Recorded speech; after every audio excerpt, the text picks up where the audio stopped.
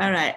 And so welcome to our meeting. And the first thing I would like to do is have you to introduce yourself and tell us something, like a 2 to 3 minute speech that you would have given someone, because the first interview would be tell us about yourself. That's usually what they ask you. So you always have to, they interview themselves, they introduce themselves. And then after they'd say, okay, tell us something about yourself. So who wants to start? Anybody, any volunteer? If you're not volunteering, I'm gonna do a voluntold. Okay, so just let me start it. Go ahead. Okay, so I am Rhea Eve Olarte. I am a BE Ed graduate from Holy Cross of Davao College. I have been teaching for 20 years. After I graduated from university, I started teaching, but in my resume, I just put 13 years because the 7 years I was part of the local school board, Okay. which is now, I couldn't get my papers when I asked for it because it's dissolved now by the city. Wow. And then, yeah, so I just put 13 years, and I have been teaching in Thailand for 10 years already as an ESL teacher. When I was in the Philippines, I taught grade 4, grade 5, grade 1, grade 2. But when I came to Thailand, I have been teaching from nursery to middle school because in Thailand, when you're an education graduate, they just ask you to teach this one. So at present, I am a language teacher, and I am a language and phonics teacher. I sometimes coach students when we have a literary contest within our school or sometimes district. I facilitate English camps. Some of my friends get me when their school have English camps, so I help them by facilitating it. And aside from being a teacher, aside from being a private tutor, I am also a volunteer at a church here in Thailand where I teach Thai mothers and even Burmese mothers, because as we all know, Thai people do not really know how to speak English well. So I help them by volunteering at a church for 4 years before the pandemic. Yes. So when you told me in the email, ma'am, that you just pay it forward, that's my way of paying it forward to Thailand, which has been adapting me for a decade now. Good. And I love to travel. Yes, I love to travel. I've heard about Arkansas, although it says Arkansas, but then when I watched Hillary Clinton's speech, because she's from Arkansas, so I like I like learning about I like learning about famous people. So I also know that Oprah was born in Mississippi. My friends call me an American wannabe because I like learning. You can ask me about the Bushes, about the Clintons, You're about the President Buff. Obamas. Yeah. Yes, I'm a about President the Buff. Uh-huh. yes. That's good. That's So good. those are the things that interest me the most. Yes. Yeah. I It's good. don't know Good. every detail, but yes, I don't know every detail, but I'm familiar with their family tree and where they come from. You know, like I like getting lost in other people's stories, especially the famous ones. Yeah. Very good. Good job. Good job of introducing yourself, because you included some personal and professional. I really love the part that you volunteer and you already are giving, paying it forward. So great job. All right. So let me see. You want to call somebody? I always do that in my classroom. I would say, yeah, I call a friend. So I let them call somebody else. So do you want to call somebody for me? Yeah, okay. So I wanna call Miss Annie Lizardo because a while ago I saw her name without microphone, so it was just me and her. The others muted their microphone. Good. Okay. Go ahead. Thank you, Miss Ria. Hi, hello, hi. I'm Annie Ann Ortega Lizardo from Pasaling, Pagudpud, Ilocos Norte, Philippines. Okay. At present, I am teaching at Pasaling National High School for 9 years now. I am a graduate of 3-year computer technology and Bachelor of Science in Information Technology with 18 units professional education. In my early years in the service, I handled grade 7, ICT-related subjects of the grade 7 to grade 10, and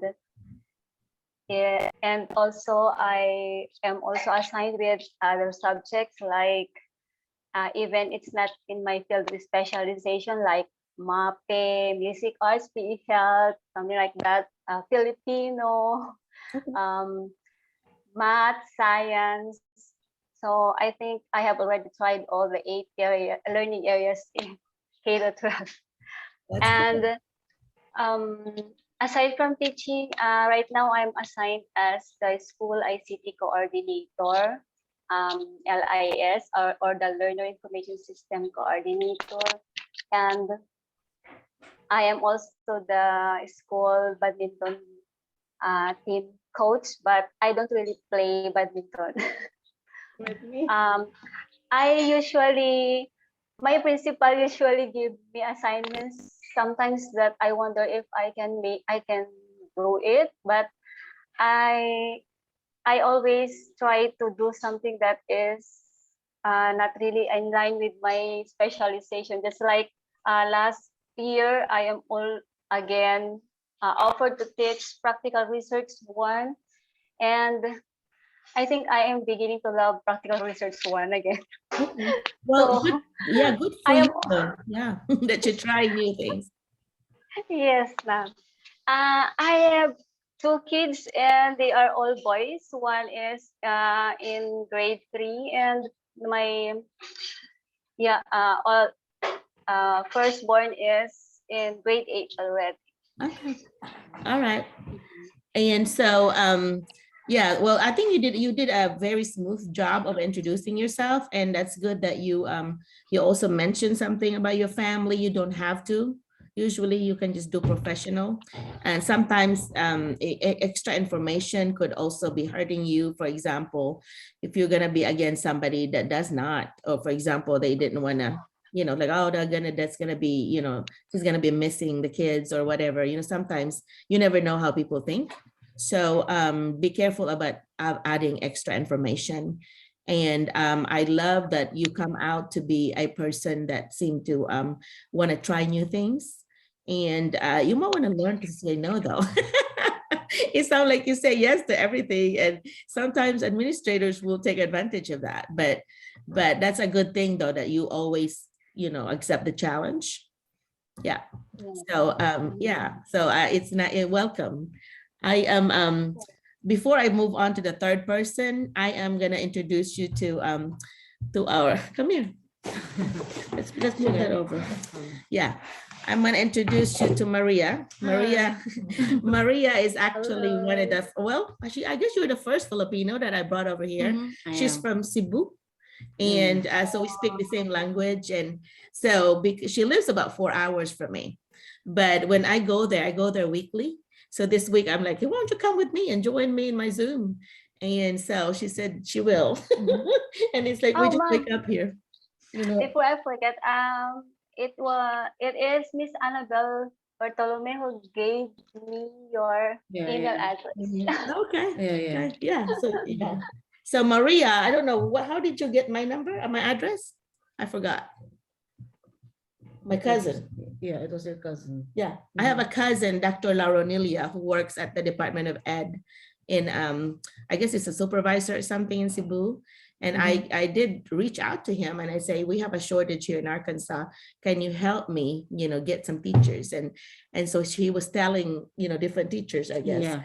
And Maria had the best timing, because at that time when she was, when she was emailing me, I just talked to a superintendent, which happens to be her boss now, and said, oh, Merlina, we really need an English teacher. And so then when she sent it to me, was that like 2 days later, possibly something like that? Yeah, 2 days later. Yeah, so I forwarded her email immediately to my friend, my superintendent friend, and she got hired within how long? What, the same week? After the interview, like few hours after, I received an email that I got a job offer. That's So, it. so it's a matter of Wow, a few days. lucky for you. Yeah, she was so lucky because in a few days in sending it to me, she got a job. Yeah. And then But- how long before you got, you got here, like your visa interview, right? It took me for a while to come here because I still have a lot of paperwork to do, and then like it really takes so much time, especially with my transcript of records, since I have to have it being evaluated here. So it took me a month to have it with me. So that's why I think I was supposedly they wanted me to come by August at the beginning of the school year. Mhm. However, I came here October because of the processes. Yeah. Yeah. But I think they wanted it to be later, but then the superintendent wrote a letter, right? Saying we need her now. Remember Yeah, that? to expedite Yeah. expedite everything. So anytime that they want to delay, sometimes the administrators here could actually write a letter in their letterhead, and it does happen, and that's what happened in her case. So I've got to see her every week now, and so sometimes she would come and stay in the hotel, and we would visit. So I felt like of all the Filipinos here that I'm helping, that she's the one I know a lot about. I mean, I keep teasing her that I have a son, Jet, who's 23 like you, the same age. And I said, you need to be my daughter-in-law. But my son has other ideas. He's very busy right now volunteering. So anyway, all right, third person. We have so far, I bet how many people, about, what's that number? My eyes. There are 5. Then you're the 6th person. No, this one, right? What's Yeah. the number? That's 6. This 6 one's okay. participants. Well, what happened is that I was late because we had issues a while ago with internet. So it's okay now, but I apologize. And anyway, so who's next? Annie, do you want to call the next person for me? Get the pressure off of me. Okay, ma'am. I think I want to call Miss Saidi. Okay, go ahead.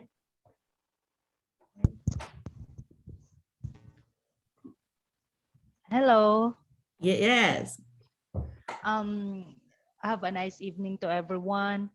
I am Zaidi Cabanyeles. I graduated Bachelor of Elementary Education here in our small city of Bukidnon, San Agustin Institute of Technology.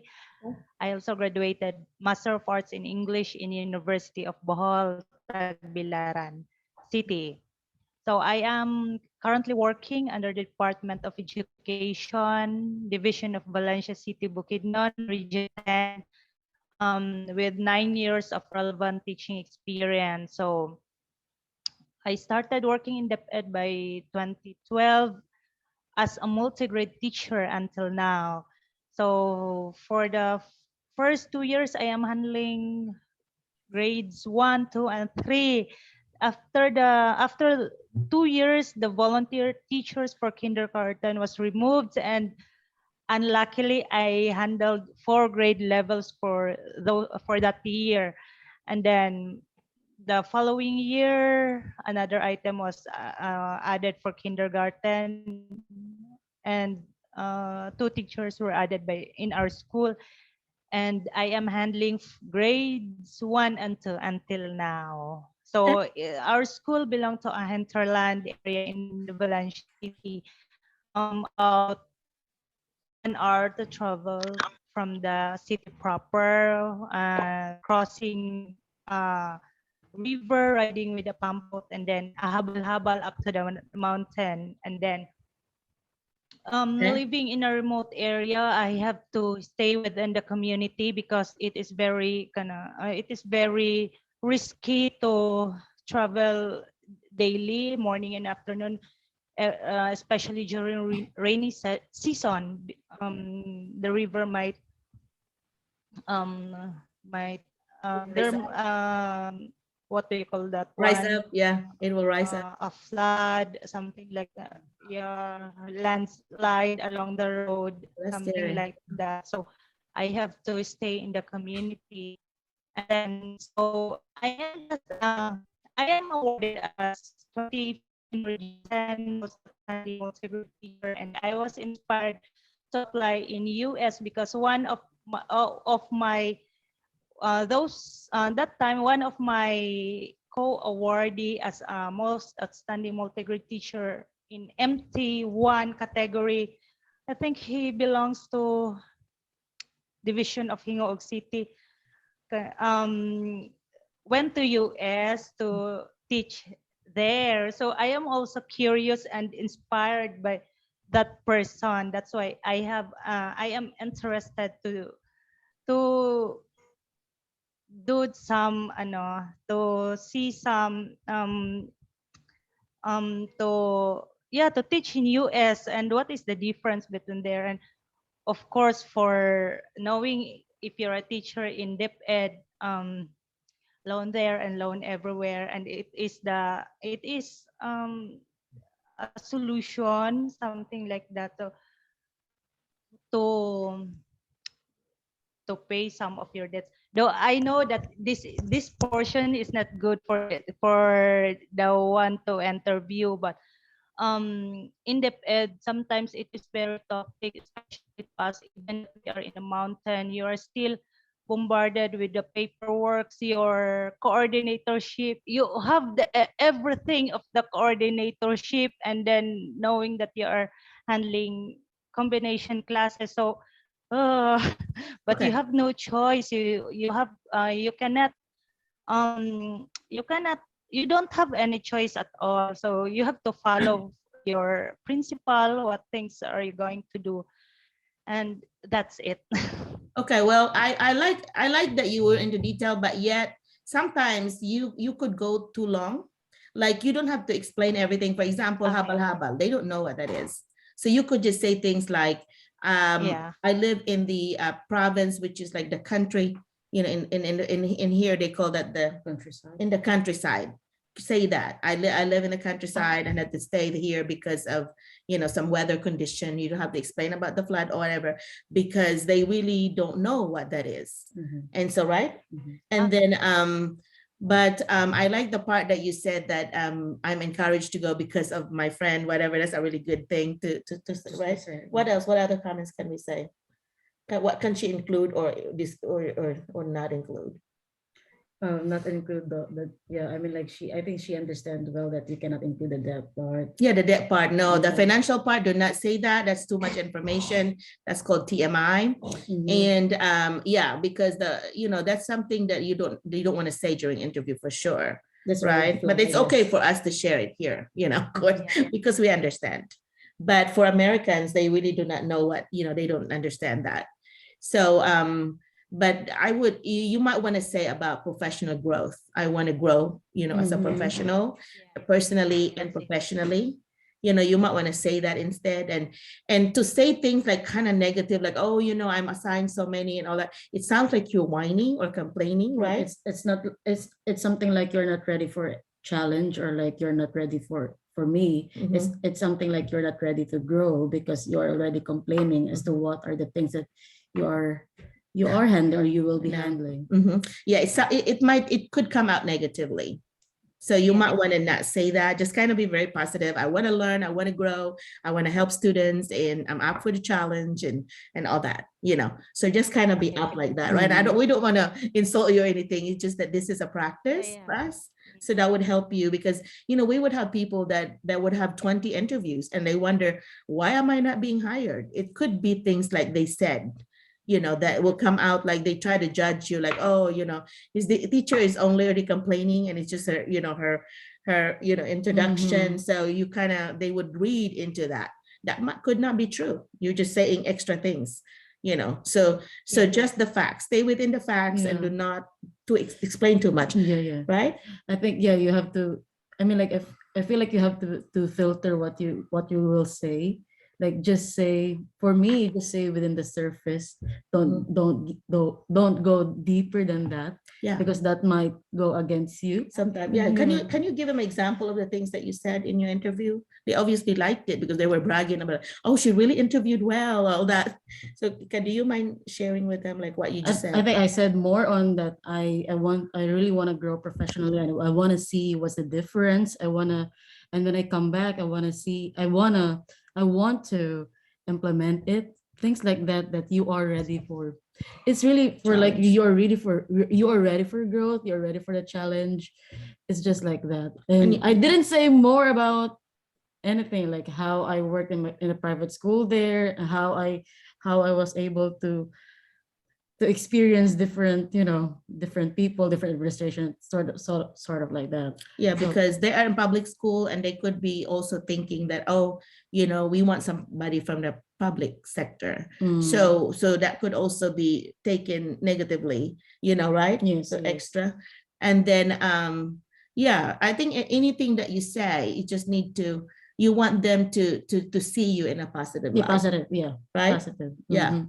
So anyway, but other than that, you did well. I love that you're wearing solid material, because it doesn't distract. Whenever you are interviewing, you need to make sure you use like a solid material, or and your background should be light. Like you look at her background, Ria's background, perfect, right? It's less Mhm. plain. There's no busy. Yeah. That's a busy way it distracts. So you know how to interview. And so the others, they would have like, oh, a mess in the back. Don't do that. They're not going to be paying attention to what you're saying. They're going to be paying attention to True the background. They're like, what is that? So I always say, try to come in 10 minutes, at least 10 minutes early. That way, about the glitches and things that you need to handle, right? Did you do that? Yeah. Like I was even waiting for them to be in Zoom. It's okay for you to wait, right? Yeah. Yeah. And so what other tip can you give them? Don't talk much about family. Okay. Yeah. More focus on professional, Mhm. right? About professionalism, Yeah. and personal growth, but not really about family. I mean, like what you said, like especially when you have kids, or especially when you're married, like they will be probably thinking like, how come this person will want to be here when in fact she have kids there Yeah. in the Philippines? That's 10,000 miles away. That's very far. Yeah, Yeah. they will think like that. What kind of person would leave that, whatever, especially if you have little ones, Mhm. so that could be, you have that, they can find out about that later, but you don't have to say that on your interview. You want to be able to be in equal footing with everybody else, right? Mm. Okay. So what other questions did they ask you? I'm going to put you in a spot.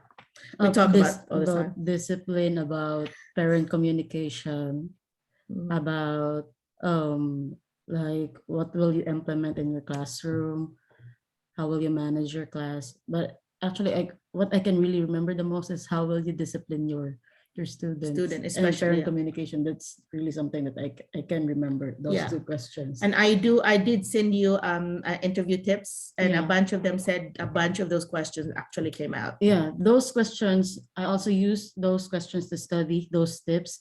So it really helped. It really helped me to understand. And also, I think like, even though she gave you some tips and some questions that you can remember, or that you have to, to study, you also have to work on with watching videos in YouTube, because there, I guess, if I'm not mistaken, that is also what I did.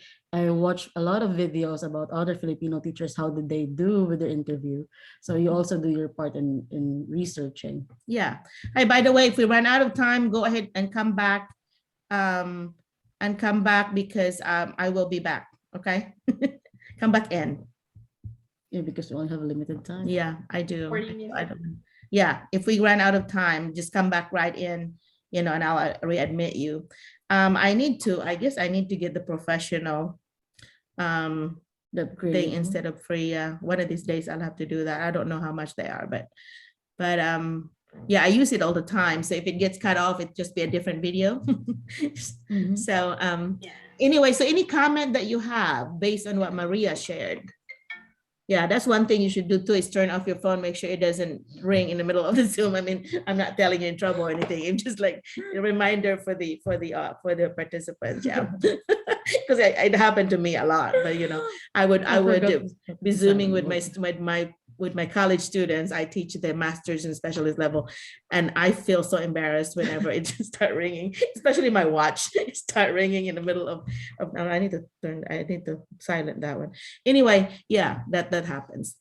Okay, any question for us? Maria is, by the way, already learning how to drive. She passed her driving test. No, not yet. Only the permit. No, the written part. Yeah, the written. And so now she's driving my car in order to so that she will be Practice. familiar with it, to practice, and she's gonna take her test Tuesday. So give a little prayer that she will pass it, because in Arkansas, it's very, very important that you drive It's a an car. essential. It's very essential because it's a province. There's no habal-habal. There's no other public vehicle. No public transport, I guess. Yeah. Yeah. So you have to either have a friend that will pick you up. And so because the drive from her place to my place is 4 hours. So she's got a lot of practice driving, and I didn't take her yet to like Memphis or the big areas. We kind of, do the outskirt part because I don't want her to panic because it's very busy. I mean, there's like 4 or 5 lanes, it's really big. So like if you know how to drive, I think it's an advantage for you. Yeah. Yeah, while waiting for you to get a job, you may want to take some classes. Driving is so cheap in the Philippines. It's very expensive here. And it's not even available, really. I don't even know of anybody. But that's why you just kind of, rely on friends. So she's special because I'm letting her do that. I'm not letting other people, but anyhow, so I trust her. But what other things Do you have questions? What are your questions? Yeah, before we go on to the fourth. Yeah, like have you also tried like what I've said? Have you also tried watching videos from YouTube to get ready? Yeah, because a lot of J1 or H1 teachers are sharing their ideas and also through YouTube. Have you?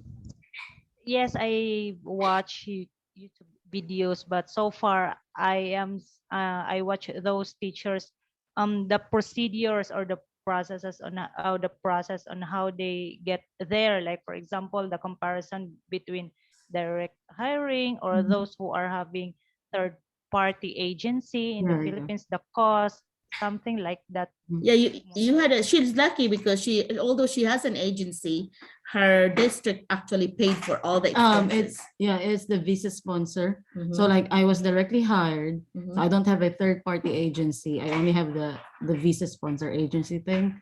So luckily the district paid it for me. Yeah. But there are some teachers, like there are teachers that we know, they were the ones who really paid for it, and it costs, if I'm not mistaken, in our visa sponsor agency, it costs $2,500. So that's really a big money. Yeah, 2,500. But then if you cannot pay it, it becomes 4,000. And then so they were paying it like $500 a month. That's a lot. That's a lot. So anyway, so if you can do it. I mean, I don't know. I'll try to help you. Like, for example, they always want me to help them on how the part of the hiring, because a bunch of the schools here have not tried getting someone here. So they're always calling me or emailing me, Dr. McCullough, how do you do this? How do you get started? So I've been sending them links. I actually made some PowerPoint and I have sent it to superintendents and kind of showing them, some cultural differences. So kind of teach them about the Philippines as well. The first thing is that there is a 13-hour difference. Yeah, that means that it's morning here and it's night there. So when they schedule an interview, they need to know that, because they go, well, we didn't know that. So like some schools actually, they were the ones, if I'm not mistaken, if I can still remember, some schools, they were the ones who adjusted. Like instead of having the interview here in the morning, they do it at night. Yeah, and that's very rare. A bunch of them would actually do it during the day, which means sometimes you may have to stay till midnight or 1 o'clock, whatever. But if it's too late for you, you might want to say something about, oh, okay, so that's 1 o'clock in the morning here. You just say that was, oh, we did not know that, So you just kind of say that without sounding like you're complaining, because you have to teach the next day, So you just kind of repeat it back to them what time it was. And a lot of time they will say, oh, let's change that.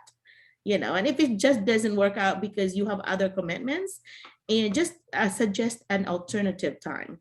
Is that okay if we move this, whatever, is it possible to, and just speak up, right? Speak up. They really are very kind.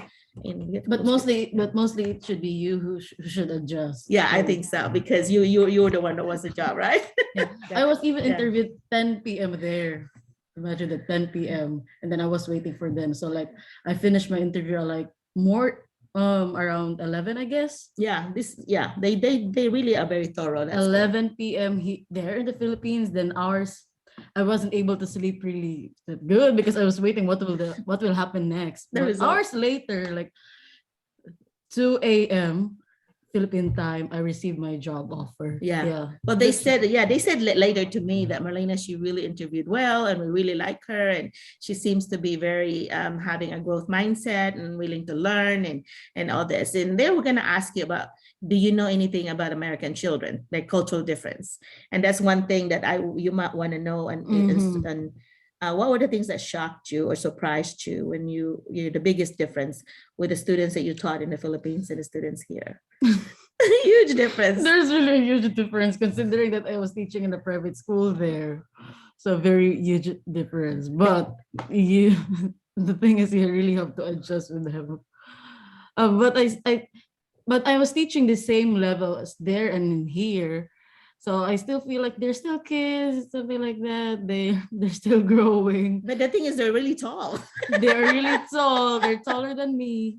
Yeah. And because she's so young, this teenage boys think that they can, they're like having a crush on her and want to know more about her personal life. And so she has to tell them that this is inappropriate. Especially with my age, they keep on asking what my age is. And that's something that I don't tell to people. To the kids. Or she didn't want to kids, tell the kids rather. because for one thing, how tall are you? I'm only 5. She's only 5, and then here are some of these kids are Imagine, 6 footer. Yeah. You know. They're really, really tall. And most of the students here in the Delta, they call them the Delta part of Arkansas, are mostly African Americans, so mostly Black kids. Yeah. And so, and their culture is so different. What's the biggest Very difference? different. They're kind of loud, aren't they? They're loud. And it's okay because that is part of their culture. They're really loud.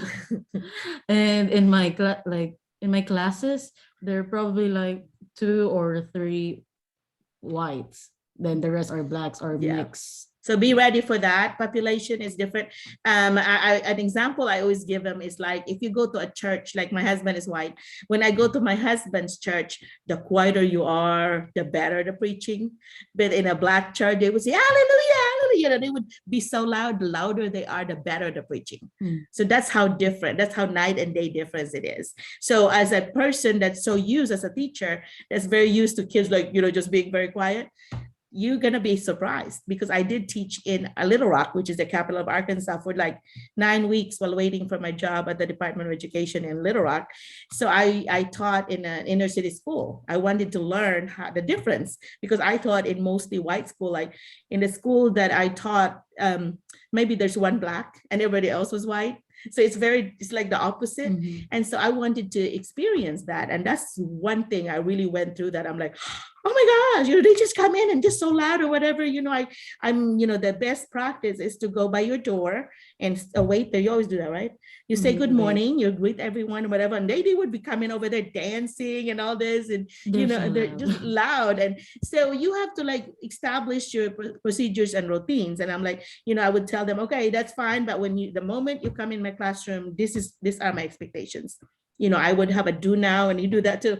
Have a do now activity that you will do immediately. Tell them about what you also put your agenda because that's what I learned from her. You put your agenda so that the students will see what's